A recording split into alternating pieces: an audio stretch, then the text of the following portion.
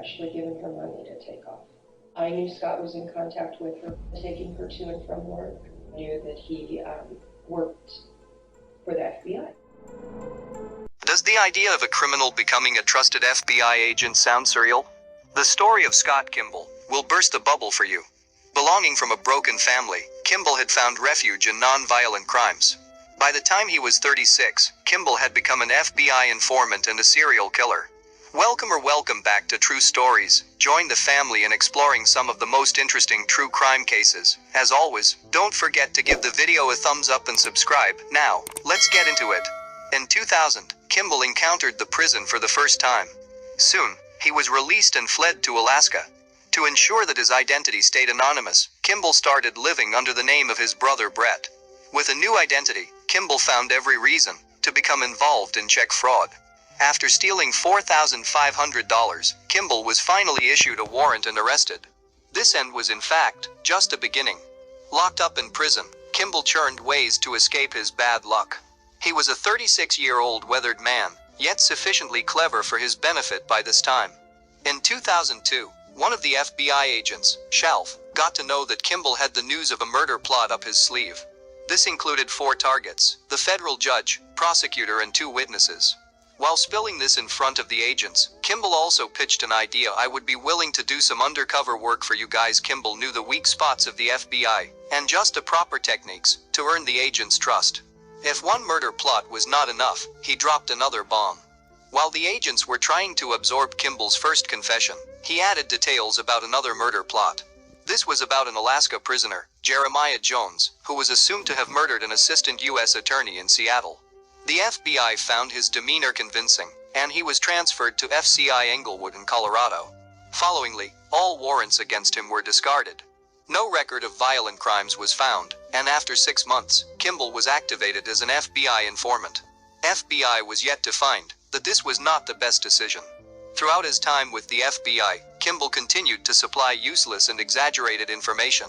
None of his contributions worked in the FBI's favor. Meanwhile, he was still involved in cashing bad checks, and this time around started financing his business with these checks. The authorities were once again after Kimball, now an FBI informant. However, to their surprise, Kimball had strategically fled away. Following this betrayal, the FBI instantly reassigned Shelf, who took this criminal on board. His impression of Kimball was he was a typical wise guy. Rigorous FBI investigations started going behind Kimball's record. As it turned out, this wise guy was a little too smart for the forces. Meanwhile, Kimball conveniently hooked up with a 25-year-old waitress, also the first in line, to become a victim of his insanity. Under the pretense of love, Kimball convinced her to buy him a rifle, since he could not get one in the capacity of a felon. No one saw the young waitress again. As old warrants against Kimball surfaced, the police discovered a long chain of ambiguous disappearances. Another astonishing discovery was the disappearance of Leanne Emery, a girlfriend to one of Kimball's previous inmates. This inmate had been turned to the police by Kimball for an escape plan that Kimball had laid out. He was the mastermind yet escaped. In 2002, when Kimball got in talks with Emery, he involved her in a never-ending chain of scams. After a year of cashing bad checks and stealing, the two set out for a road trip to Mexico. Emery's family thought this was just another casual getaway, yet it turned out to be the last they saw of their daughter. $15,000 worth of checks were stolen on this trip to Mexico. Once his goal materialized, Kimball did not think twice about shooting his partner, Emery. Her body was found in a box canyon in Utah. Kimball once again left the crime scene unharmed. It seemed like Kimball had developed some gruesome obsession with murdering people, especially girls. The next girl on his radar happened to be the girlfriend of another inmate. Jennifer Markham became the third unfortunate target of this American serial killer. She was a 24-year-old high school dropout working as a stripper at the time. Exploiting her precarious financial position, Kimball drew another luring web of lies. He claimed to have opened a chain of coffee shops and offered her a job in Seattle. Markham, who was already trying to make sense of her unstable life, found this as an optimum offer, and soon shifted her belongings to Kimball's home. Little did she know that she had stepped into the territory of a bigoted serial killer. Markham was never seen again. The last trace left of her was the presence of her car near Denver Airport. Her father could not deal with his daughter's disappearance, and pressed for thorough police investigations. These investigations connected the police with a strong lead, Joe Snitch.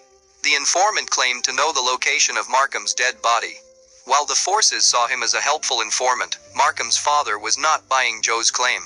During one of the meetings, he recorded Joe's car's number plate. This proved to be a turning point in Markham's murder case. With the help of his police acquaintances, Markham's father urged for an investigation about Joe. After a long chain of connections, what emerged was a mind-boggling discovery. Joe Snitch was not an informant, but Scott Kimball under disguise. Before the police could get a hold of Kimball, he escaped again. Kimball's last target became a 19-year-old girl, McLeod. In 2003, after escaping all arrests, Kimball met Laura McLeod and her daughter Casey. Ever since day one, Kimball has had his eyes on Casey. One day, he planned a drug accusation around Casey. He handed Laura a bag of drugs, and claimed to have found it in the 19-year-old's room. Casey stormed out of the house, infuriated at this, only to never step back again. Under the mask of a caring man, Kimball booked Casey a hotel, and took up the task of picking her up, and dropping her back to work. This was another successful attempt to draw out a convincing trap for her murder. It was no coincidence that the day Casey went missing, Kimball also happened to be on a hunting trip, and went away for a work trip right after. Investigations later revealed that Kimball had murdered Casey, and buried her in a national park. Another layer of horror added to the case when it was found that Kimball had taken Casey's mother to honeymoon in the same national park, just feet away from Casey's burial site. After years of escaping any arrests, 2008 proved to be the fateful year for Kimball. He was jailed for check fraud, and became a key suspect for at least 4 mysterious disappearances. Despite scrutiny and investigations, Kimball refused to confess to any murder. Instead, he tried to trick the police by twisting and turning his claims. In the process of dropping confusing hints, Kimball ended up giving a clue that marked the end of his compulsive killing streak.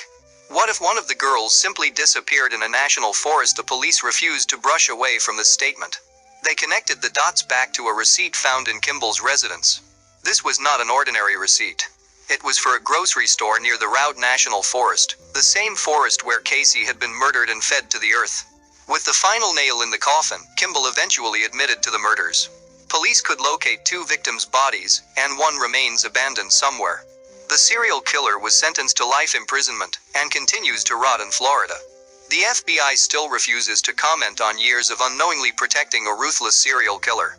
We've come to the end. Don't forget to give the video a thumbs up and subscribe. Till next time.